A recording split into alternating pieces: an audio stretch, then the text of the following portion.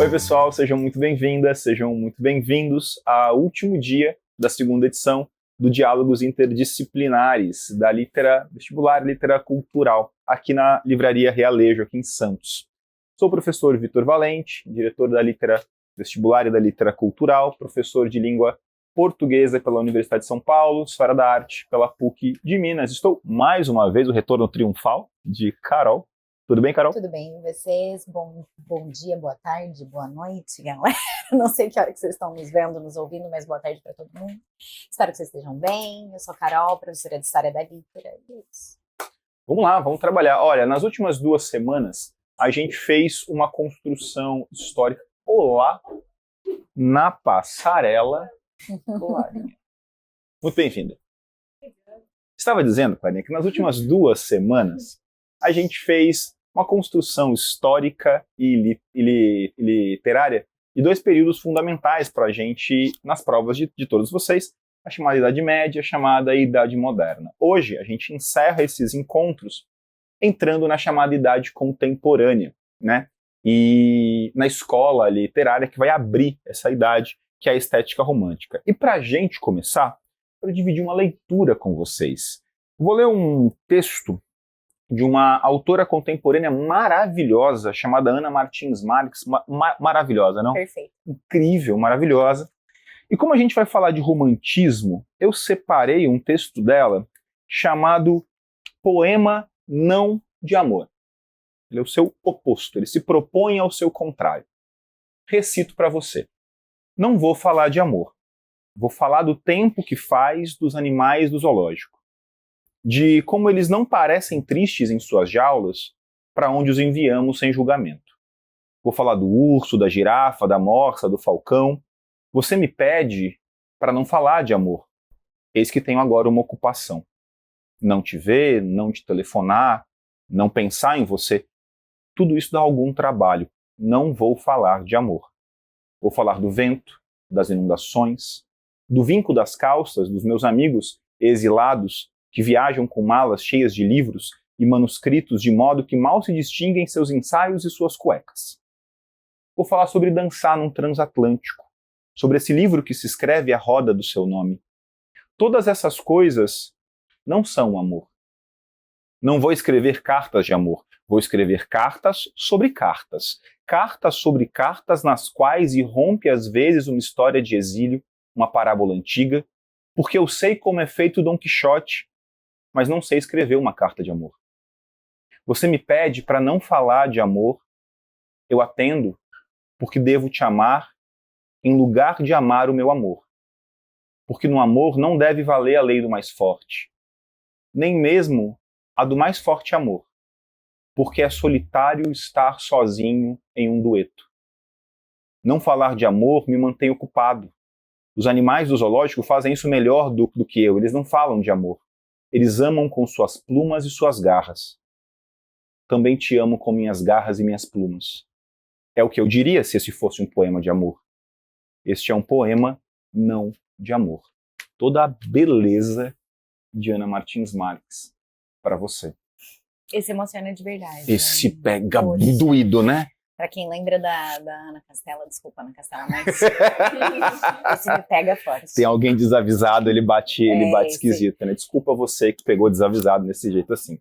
Carol, esse é um poema que ele evidentemente, de maneira irônica, né, da maneira como ele trabalha, esse não é um poema de amor, sendo um poema de amor, porque é um poema de um amor que não se realiza, ele pega num lugar muito intenso do ponto de vista emocional.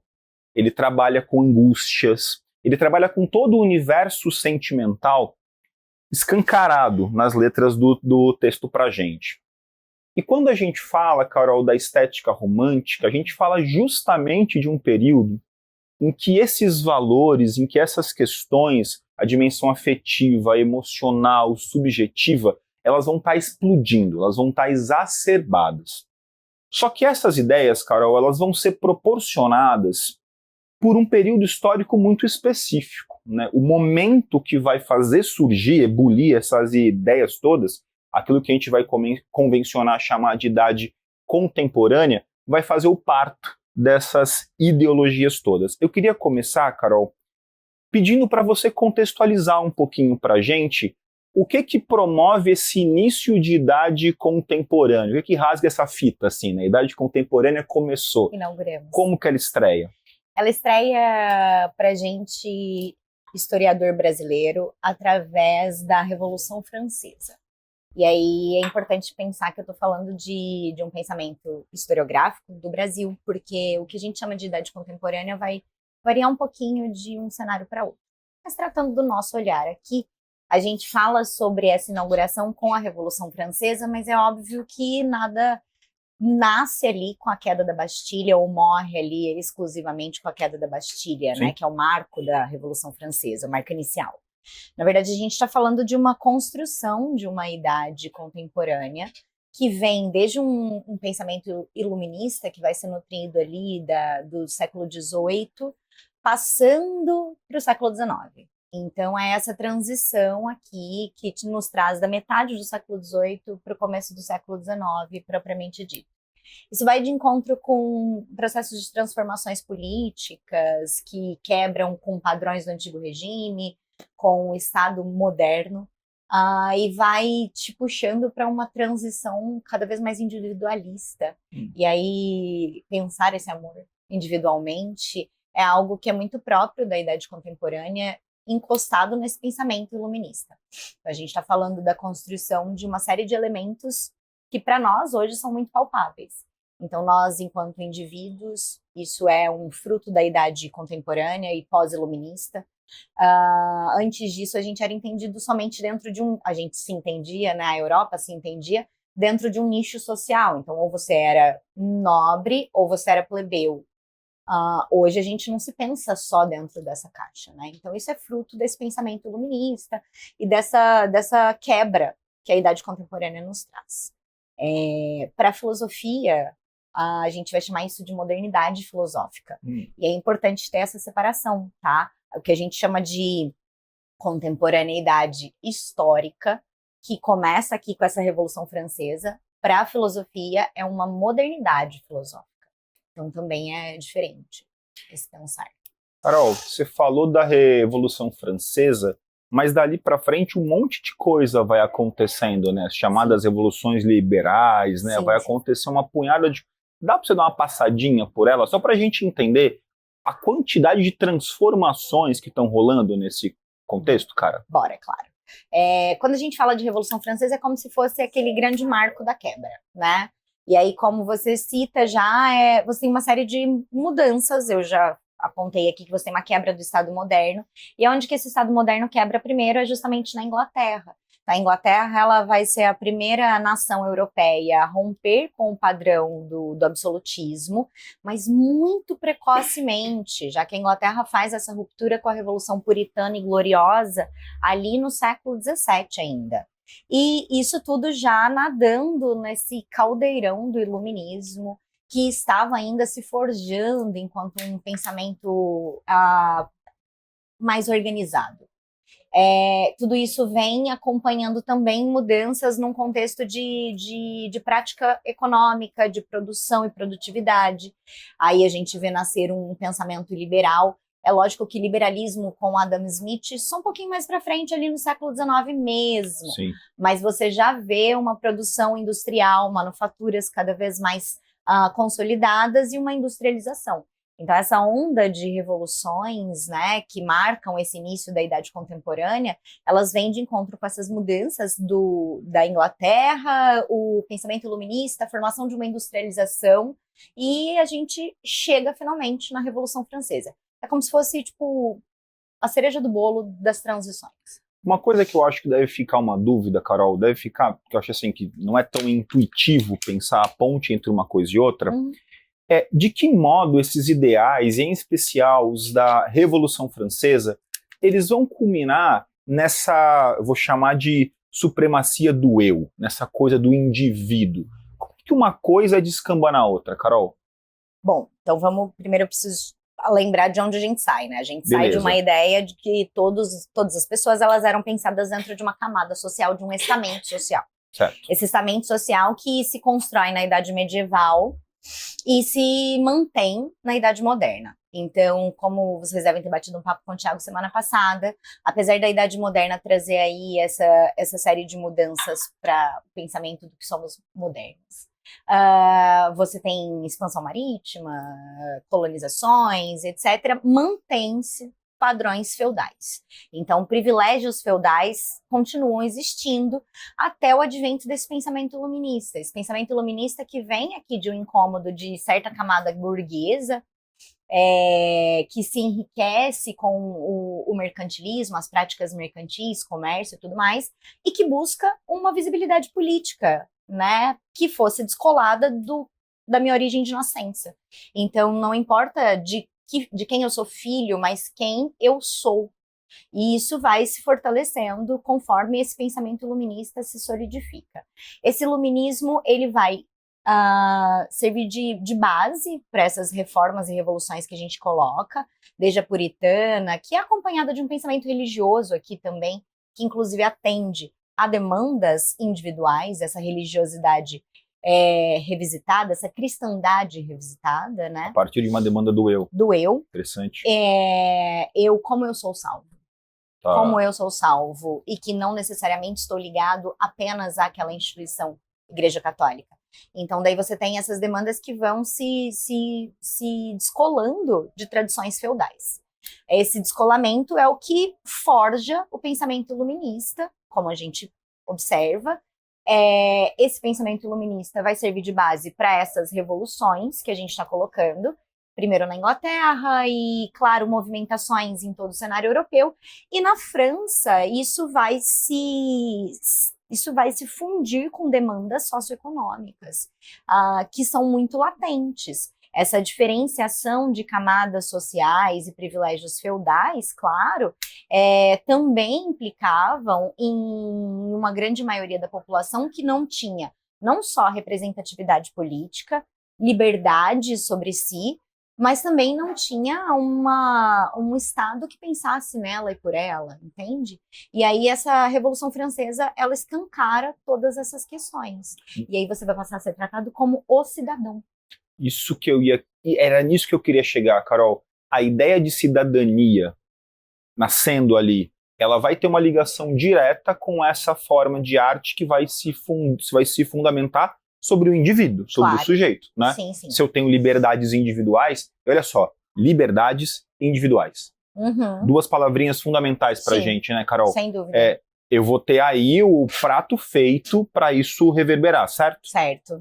E aí, se você puxar um gancho para o lema da Revolução Francesa, é liberdade, igualdade e, claro, fraternidade no sentido de cidadão. Sim. Tá resgatando essa ideia do como somos indivíduos dentro de uma sociedade. Somos fraternos, cidadãos que são irmãos.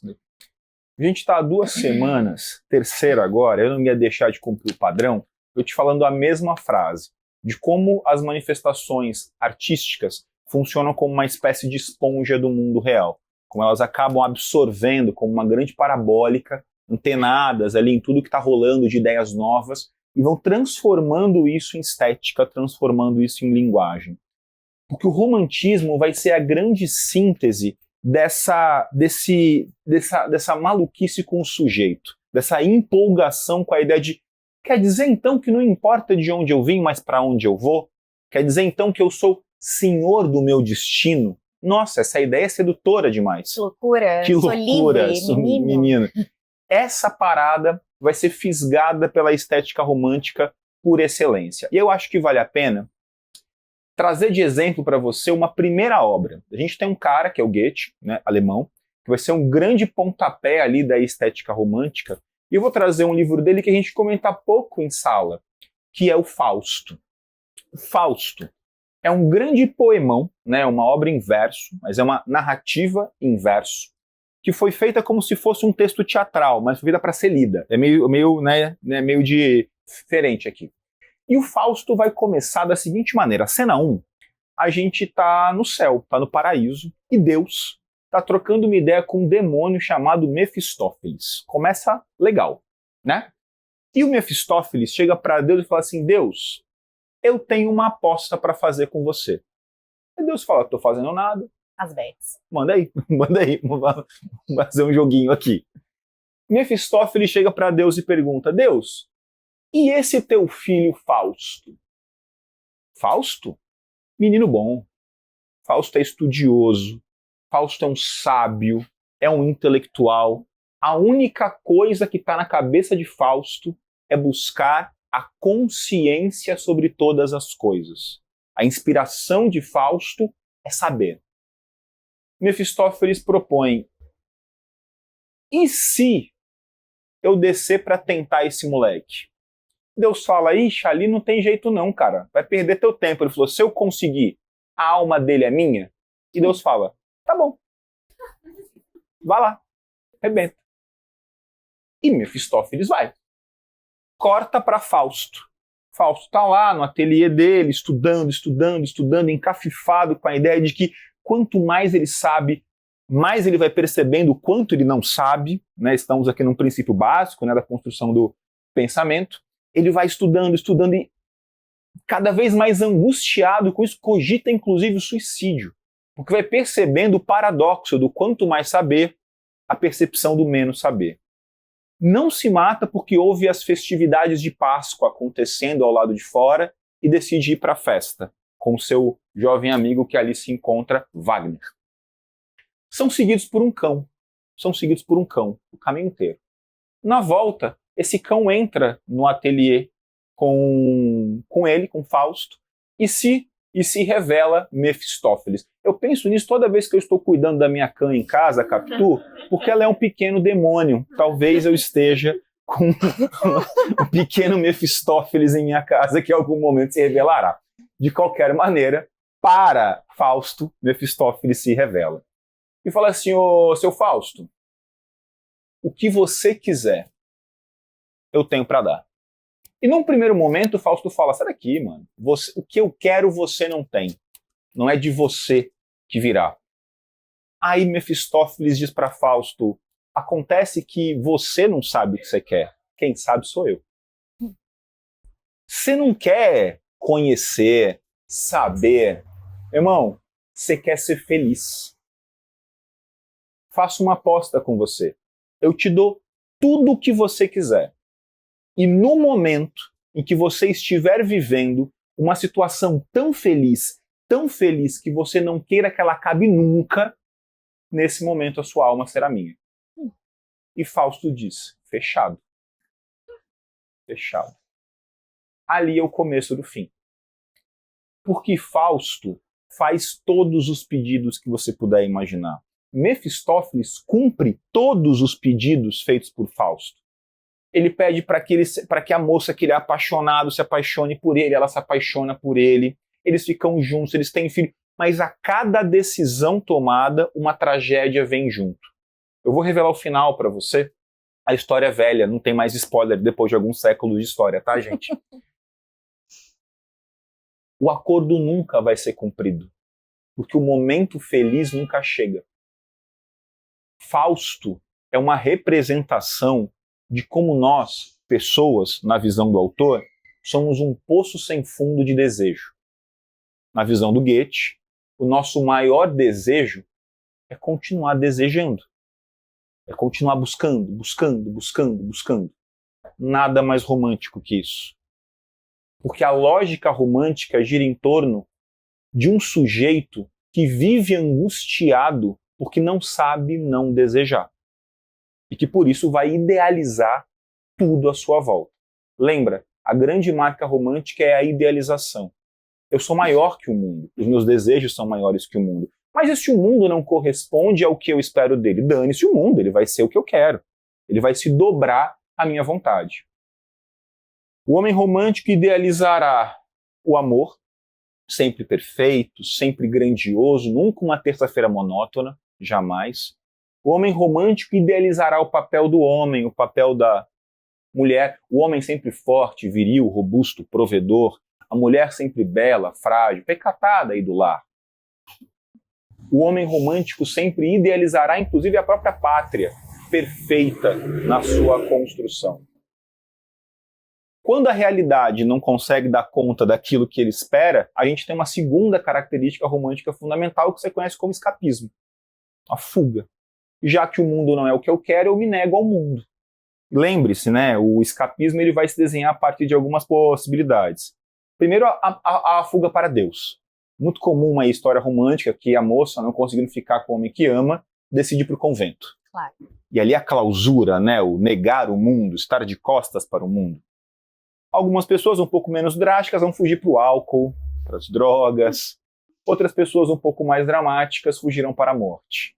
Sempre a negação da possibilidade da vida quando a vida se nega a se dobrar às minhas vontades. Interessante isso, né? Mas, Carol, não é só de pensamento anti-intelectual ou antirracional, porque, vamos lá, quando a gente tem um Fausto que não alcança o que deseja pelo estudo, e sim pelo desejo de ser feliz, há uma espécie de negação do pensamento iluminista aqui, não é? Claro. Tem um outro contexto que vai influenciar bastante essa brincadeira, que é a Revolução Industrial, né, Carol? Sim. Como e por quê? Bom, quando a gente fala de Revolução Industrial, Vitor, aí você vai trabalhar, claro, principalmente na geografia, na geopolítica, recursos naturais, o que você muda, como você produz e quanto de impacto ambiental você gera, e aí isso aqui fica sendo um dica para prova, porque impacto ambiental realmente é um bagulho que pode ser discutido, tá? Agora, pensando sobre Revolução Industrial dentro desse viés artístico e filosófico e social, você tem que entender que a Revolução Industrial ela é uma mudança na forma de pensar consumo, produção e relação social. Então, quando eu falo de Revolução Industrial, eu estou falando de produzir mais em menos tempo. E se eu produzo muito, eu preciso de gente que consuma.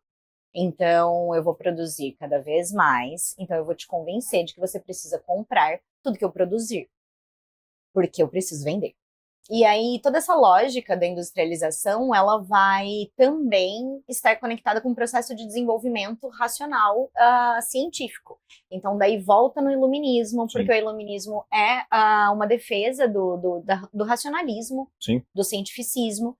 Então, junto com o pensamento iluminista, é importante que a gente observe que não nasce só uma base filosófica, nasce também uma ideia de método, de produção de conhecimento através de observação e experimentação. E esse método científico e esse desenvolvimento racionalista, aos poucos, vai ser alimentado também por essa indústria. Essa indústria que vai passar a financiar essa produção intelectual e científica para se beneficiar da mesma. Então, a Revolução Industrial, ela também fomenta a ciência e a ciência é para servir à industrialização.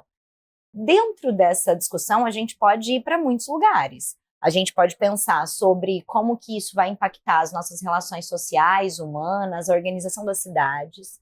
E aí a gente passa a ter o indivíduo, que agora é indivíduo, né? É cidadão. Ele é um braço da indústria, ao mesmo tempo que ele também é um consumidor. Daí uma defesa cada vez mais pungente do trabalho livre assalariado. Isso vai bater na América, mas a gente fala daqui a pouco.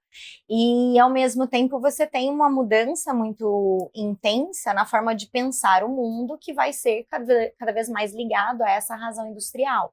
Então, desde a mudança com relação à forma como a gente entende o tempo, que deixa de ser um tempo da natureza, passa a ser o tempo do relógio, artificial, da indústria, da campainha, do sinal que toca e tudo mais, até a forma como a gente pensa a arte e a ciência.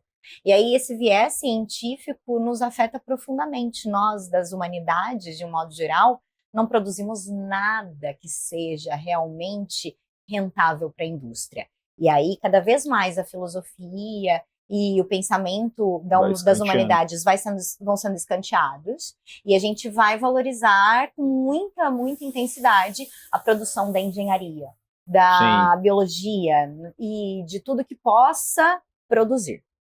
Então, a indústria, ela muda a forma de entender conhecimento também. A forma de pensar o pensar. Isso tudo, claro, é muito louco porque está constantemente atrelado a essas mudanças políticas e econômicas. Mas só para a gente conseguir caminhar aqui nesse viés do romântico e tal, essa produção científica, ela também vai se desdobrar em outras ciências. Então, ciências jovens, como a gente diz, diferente da história ou da filosofia, que são antigas, você vai ter aí o desenvolvimento no século XIX da antropologia, da sociologia, mais tarde da geografia, que tem, claro, uma preocupação com relação à observância dessa sociedade que está rapidamente se transformando. Carol, você estava falando, lembrei de uma situação. Cara, quando eu comecei a dar aula, eu devia ter, acho que uns 20 anos quando eu comecei a entrar em sala de aula. Eu tinha quase a idade dos meus alunos quando eu comecei a dar aula, né? E aí, cara, tem uma cena que pra mim ela é muito... O que foi, Carol? Faz muito. Faz um pouquinho, faz um pouquinho. Faz quase 20 anos. E, cara, tem uma cena que pra mim ela é muito marcante. Acho que é a primeira semana em que eu tava dando aula, um jovem, cheio de sonhos, ia transformar o mundo pela educação e tal. E aí, cara, dando aula de literatura. E aí vem aquele típico aluno presente em toda e qualquer sala de aula, um escroto, beleza, tá? Que é um moleque que levanta a mãozinha e fala assim, pessoal, pra que serve isso aí que você tá ensinando pra mim? E eu lembro daquela pergunta, veio a primeira vez, depois ela veio muitas e muitas vezes, tá? Ela bateu assim, eu falei, cara, pra nada. Sim. Pra absolutamente nada. E essa é a maior virtude do que eu tenho para trabalhar. O Carlos é um grande defensor do que a história não serve para Nada. nada. E essa é a sua maior virtude. Verdade. Porque ela não está a serviço de nada. Se ela não serve para nada, ela não depende de nada para que exista. Diferente da engenharia, da medicina, todas áreas muito importantes, claro, mas que estão a serviço de algo concreto, que é exterior a elas. A literatura, ela não serve para coisa alguma. Ela não tem nenhum tipo de gratidão, ela não tem nenhum tipo de dívida, ela não existe para me agradar, nem para me desagradar, ela existe. Dentro dessa esteira, você falando dessa questão, Carol, dessa lógica de produção e consumo, eu lembrei de uma cena de um outro livro do Goethe, que é o famosíssimo, né, Os Sofrimentos do Jovem Werther. Você lembra do Werther, né? No Werther, a gente tem a história ali de um rapaz, um jovenzinho, completamente apaixonado por uma moça, só que tem só um problema, a moça é apaixonada por outro rapaz, que no caso é amigo do Werther, né? Rapaz com o qual ela vai casar ao longo desse livro. E o Werther vai contar em primeira pessoa esses sofrimentos, essas desventuras desse garoto completamente apaixonado, que não consegue entender como é que essa mina não gosta dele, porque ele a ama tanto, tanto, tanto, é impossível que ela não a ame de volta. Na cabeça dele, inclusive, ela ama de volta, ela só não sabe disso. Tem uma cena que é fantástica. Ele tá lá estirado na cama, em sofrimento completo, há dias. Como um bom romântico. Como um bom romântico, sofrendo, sofrendo, sofrendo. E a mãe do Werther chega. A mãe dele chega. E a mãe olha e fala assim, esse moleque tá dias que ele não faz nada. E ela fala assim, menino, você não está fazendo nada da vida, você precisa levantar e fazer alguma coisa. E a resposta dele é deliciosa. Ele fala, como eu não estou fazendo nada? Eu estou amando. Essa resposta é uma delícia de resposta. Eu amo. Porque há o confronto de dois mundos sendo colocados aqui. O mundo da mãe, o mundo da prática, o mundo da produção. E produtividade. Assim, bicho, vamos lá, se mexe. E o mundo de um romântico incompreendido. Como assim? O amor não deve nada a ninguém. Na minha imaginação brasileira, eu penso, esse livro é alemão, tudo bem? Mas como eu imagino essa cena, a mãe de Werther chegando com um paninho de prato no ombro, né? Chinelinha havaiana na mão, né? Dizendo, né? Aqui, ó, Jorge aqui, ó. Werther da Silva. Levanta desse negócio agora. Pezinho apoiado aqui, ó. Isso, né? Batendinho assim do lado, né? Entende o confronto entre duas concepções de mundo numa cena só? Você precisa fazer alguma coisa, eu estou fazendo, eu estou amando. Não à toa, Werther culminará no desfecho trágico no que culmina. Na impossibilidade da realização de amor, a morte, o escapismo, a negação da vida. O capítulo final do Werther é acachapante, né? Ali é o capítulo do suicídio. Ele é esteticamente belíssimo, não que a cena seja, mas ele é esteticamente muito bem montado. Nesse sujeito que se nega a viver numa lógica de produção.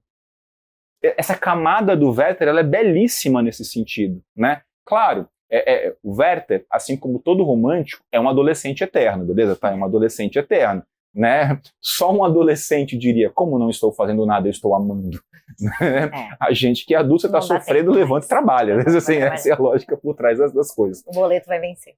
Mas faz sentido, não faz, Carol, a gente olhar para essa cena a partir de um confronto entre visões de mundo que são muito diversas, né? Claro que faz. E aí esse objeto de amor, ele vai ser, como você estava colocando, tanto a amada, né, como o amado, mas também pode ser a nação. Sim, opa, com certeza. E aí a gente entra numa outra questão do século XIX, que é esse fortalecimento desses estados que são agora inspirados ou assentados nesses padrões liberais, iluministas, com poderes tripartidos entre executivo, legislativo e judiciário. As pessoas não são mais súditos, mas agora eles são cidadãos. Óbvio que não é todo mundo que é cidadão, né? Mulher mesmo. Vai demorar bastante para chegar ali, mas você tem um amor à pátria. Sim. Então, esse nacionalismo nasce junto com todos esses outros elementos do romântico. Essa pátria idealizada, essa pátria que agora tem um estado definido, território definido claramente, uma indústria pulsante, um crescimento muito intenso. E tudo isso, claro, alimenta esse amor, e esse amor vai ser alimentado por esses estados nacionais também desse século XIX. Então, um elemento o tempo todo encosta no outro. Uma coisa que eu acho massa, Carol, da forma como a literatura romântica vai olhar para a questão da pátria, é que ela não vai se contentar a idealizar um futuro. Não. Ela vai idealizar um passado, ela vai reinventar um passado. Ela vai ter um olhar absolutamente fantasioso sobre esse passado que ele é só de glórias. Sim. Olha que princípio interessante. Para projetar esse futuro é preciso reinventar o passado, né? Sugiro a você um livro de um escritor de Angola chamado Walter Ugumãe. O livro se chama O Inventor de Passados. Maravilhoso. Que é O Vendedor de Passados. E aí nesse livro, a ideia é muito boa, tá? Você tem um cara cuja função ele é pago para inventar passados novos para as pessoas. Ele é pago para isso. Olha, eu sou um cara, eu fiquei rico, só que eu tenho uma origem muito chinfrim, tenho uma origem muito pobre. E não dá para eu me apresentar nos grandes círculos, né, nos grandes salões, com o passado que eu tenho. Quem é você? Eu sou filho da Dona Maria com seu Zé. Não, e aí esse cara é pago para inventar passados. Só assim projetar futuros. Claro. O que brinca, como é um livro de Angola, a gente está ali também nesse contexto, ele vai brincar bastante com essa construção romântica do, peraí, para projetar a pátria que eu quero, eu preciso inventar esse passado primeiro, né, Carol? Carol, e o Brasil nessa história? Como é que a gente entra nessa esquina da história? Na verdade, a gente não entra sozinho, né? A gente entra enquanto continente americano todo na mesma brincadeira do século XIX de vamos nos inventar. Opa! Vamos nos idealizar enquanto nações pela primeira vez independentes, porque quando eu falo de nacionalismo e de formação de estados nacionais, isso acontece tanto na Europa quanto no continente americano.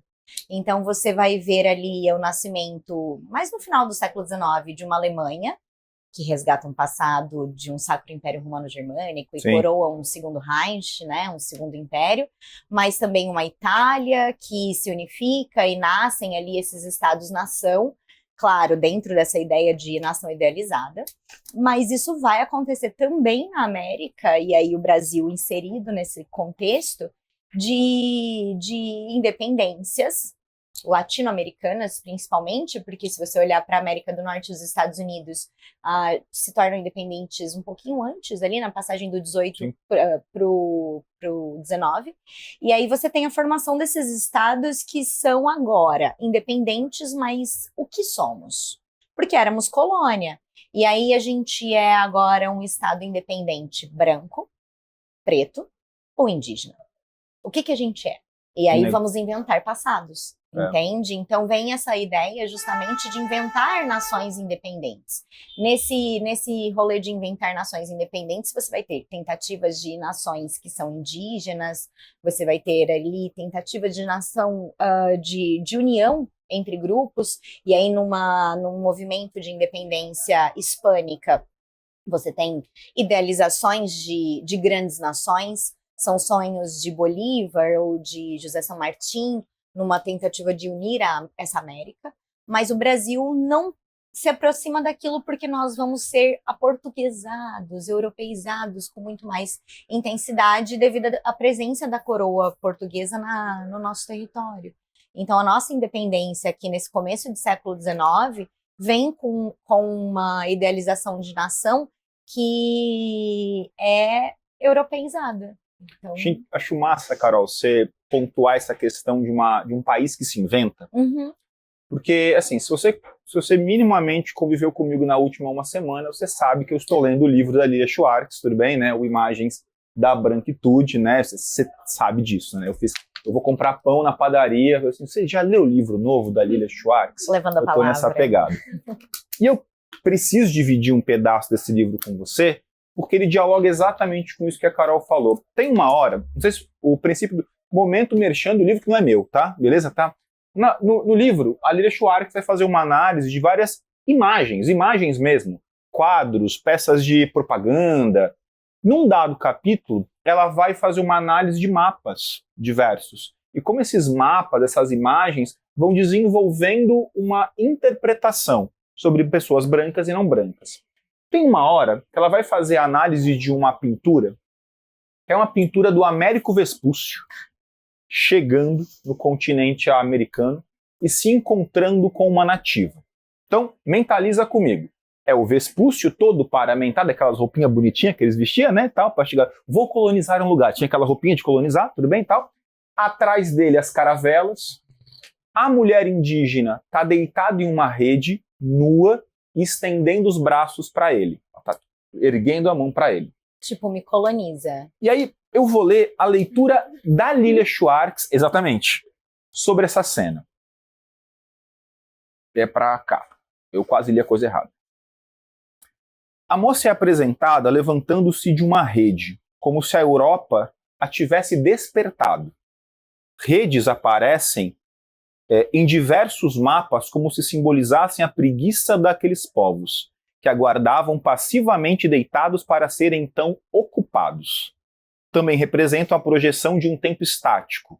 Se a Europa avança com as suas caravelas, esses outros permanecem deitados, enredados pela falta de mudança, progresso ou evolução. A mulher surge como alegoria do novo continente, representa simbolicamente um corpo passivo. Afinal, enquanto o homem observa a América com firmeza, ela estende a mão direita como se estivesse se entregando ao colonizador. Aliás, segundo a pesquisadora Anne McClintock, que faz excelente análise dessa gravura, essa pode ser considerada a primeira representação do, aspas, estupro colonial.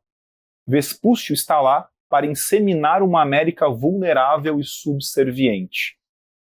Olha que interessante, a gente vai vendo a construção de um passado, ou seja, a leitura pré-determinada de como eu quero que esse passado seja visto. Aqui no Brasil, a gente vai ter um autor determinante para compor essa imagem de passado, que vai ser o José de Alencar. O Alencar, com todo o seu projeto literário, você que vai prestar provas, pelo amor de Deus, não se esqueça que um ponto fundamental desse autor é que ele possui um projeto literário. Primeiro autor da gente a ter um projeto. O que isso significa? Significa que tudo aquilo que ele escreve está a serviço de uma ideia que é anterior àquilo que ele escreve. E bom, não por acaso, o Alencar era muito próximo de um camarada chamado Dom Pedro II e comungavam literária e politicamente das mesmas ideias. O projeto literário desse cara é o projeto de Brasil que o Império coloca, que é um Brasil formado pelo europeu e pelo indígena, excluindo o negro desse processo nesse momento. Mas um Brasil formado pelo indígena e pelo europeu, mais europeu que indígena, que abandona o seu passado selvagem e que se, de alguma forma, vai se europeizando. Não existe livro melhor que Iracema para representar essa lógica. Em Iracema, o que a gente tem ali, no amor entre Martim, o português, que não por acaso o nome remete a Marte, o deus da guerra, e Iracema, anagrama de América, desse amor nascer Moacir, o primeiro brasileiro, esse final precisa contar com a morte dela. Porque a morte de Iracema é a morte simbólica de um país selvagem. E esse Brasil que nasce sendo criado pelo pai europeu, nasce civilizado. Olha como eu tenho a invenção de um passado que projeta um futuro. Que país é esse que nasceu? Para que país é esse que queremos que esse país seja? E se há de concordar comigo que a gente lida até hoje com as consequências das construções dessas imagens. Estou errado, Carol? Não, de jeito nenhum. Essa ideia de construção de passado para o que a gente está projetando como presente e futuro, ela é marcante, como eu já citei, na Europa, mas na América isso vai ficar muito, muito, muito, muito claro a partir desses projetos de país. E aí, obviamente, que a gente tem que pensar em Brasil, porque é o assunto que mais cai para nós aqui em provas, e isso é muito importante, saber fazer essa leitura sobre quem está narrando essa história, quem está inventando esse projeto. Então, esse projeto de Brasil romântico, idealizado, ele nasce ali num contexto de país recém-independente, mas ele fica muito sólido durante o segundo reinado, que não por acaso é o período em que a gente tem, de fato, uma consolidação dessa ideia de Brasil independente. Você vai ter símbolos nacionais muito bem desenhados, a construção de projetos educacionais, agora com mais clareza, políticas voltadas para a população indígena, mas sempre dentro dessa lógica de educar o indígena, esse selvagem, civilizá-lo e fazer isso a serviço da nação que eu quero que o Brasil seja. Dentro desse processo, também eu acho que, já que a gente está falando de imagem, eu acho que é importante lembrar que é no século XIX que você tem uma divulgação da prática da fotografia. Então, pensando em como nos vemos, é a primeira vez que muita gente vai se ver, porque espelho não é algo que era muito difundido ou comum. A fotografia, ela vai ocupar espaços públicos, por exemplo, para facilitar a identificação, inclusive, de pessoas analfabetas. E aí, no Brasil, ela chega graças a políticas de idealização de Brasil moderno e tudo mais, do Dom Pedro II mesmo. Então, ao mesmo tempo que ele é um mecenas, como você disse, no sentido de patrocinador das artes, da intelectualidade, em uma série de elementos, ele também é um patrocinador dessa ideia de modernidade industrial, de tecnologia e tudo mais. Essa preocupação do Brasil ser inserido, por exemplo, em redes de telégrafo, a fotografia, surtos industriais, como o da Era Mauá, e um incentivo a um crescimento econômico, passam por essa idealização de Brasil como nação forte, nação de progresso e, claro, nação civilizada. Não por acaso a gente vai ter isso se perpetuando, por exemplo, mais adiante, no século XIX, com a ideia de branquear a sociedade brasileira, já que a gente vai excluir essa ideia de Brasil não europeizado, não branco. Então, a gente vai atrair imigrante europeu para que a gente se forge como um país que imita a Europa, que se aproxima da civilidade europeia. E essa questão da identidade, ela vai ficando muito confusa, porque você olha uma imagem de um Brasil que é idealizado no quadro a partir de um padrão europeu, mas o brasileiro não se reconhece nisso. Sim. Então, isso gera uma série de confusões que nós ainda sentimos. Então, o que é ser brasileiro é uma construção muito complexa e o século XIX dá essa bagunçada geral nessa possibilidade de apalpar o que é ser brasileiro, sabe? Interessante. Crianças, muito obrigado pela presença nesses 3 fins de semana. Aliás, Helena, acho que vale a pena comentar com você, resgatar uma pergunta que você fez na semana passada antes de você dormir. Mentira, você não dormiu semana passada. Faça aqui. Você perguntou se a questão do mecenato ela estava muito mais ligada à questão das artes plásticas. E se no caso do Renascimento a resposta é sim, no caso da estética romântica a gente vai ter o mecenato aparecendo bastante na literatura também, né? Autores sendo financiados pelo Estado. Por quê, Helena?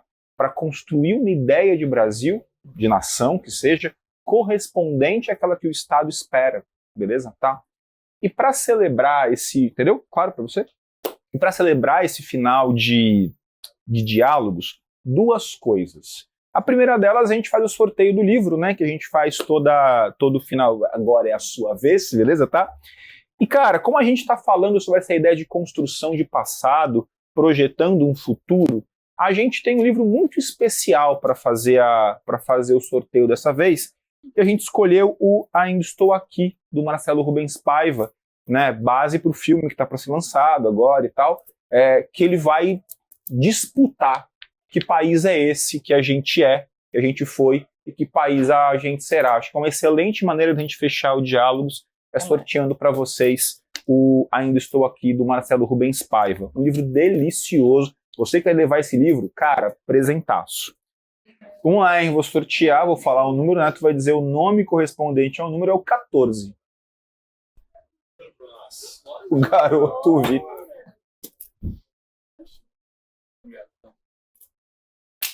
Agradeça a sorte, garoto. Para você que não conseguiu pegar livro, não tem problema não. Quer dizer, tem, claro que tem. Mas há presentinho para vocês também. Como fechamento aqui do Diálogos, a gente separou aqui. Todos vocês vão levar uma ecobag da Litera Cultural e a garrafinha da Litera, tudo bem, tá? Vai para vocês também. Você conquistou o sonho da garrafinha própria. Todo seu, beleza? Todo seu. Galera, a gente já vai pegar ali as garrafinhas para entregar para vocês. Aproveito para encerrar aqui o Diálogos. Muito obrigado a você que nos assistiu de casa, a você que nos ouve no podcast da Litera também. Aguarde para mais diálogos, mais projetos, muita coisa legal vem por aí. Gostou, Carol? Demais. É sempre bom. Beijo para vocês. Tchau, tchau. Tchau, tchau. Muito boa, muito boa, muito boa, muito boa. Quer ajuda? Pô, puder me ajudar a distribuir. Oi? É isso. Não.